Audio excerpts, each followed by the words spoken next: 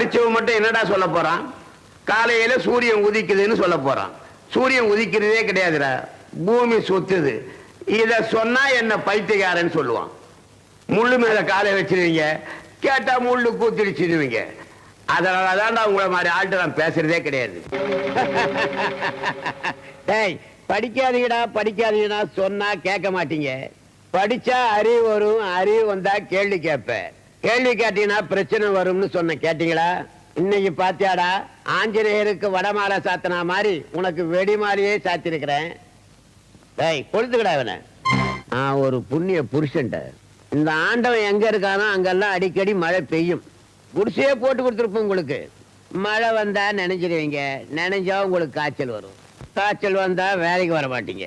நீங்க எல்லாம் வசதியா வாழணுட்டு தான் கட்டி கொடுக்கலடா, என் வேலை கெட்டிடக்கூடாதுங்கிறதுக்காக தான். நீங்க எல்லாம் சந்தோஷமா இருந்துட்டா என்ன நினைக்கவே மாட்டீங்கடா.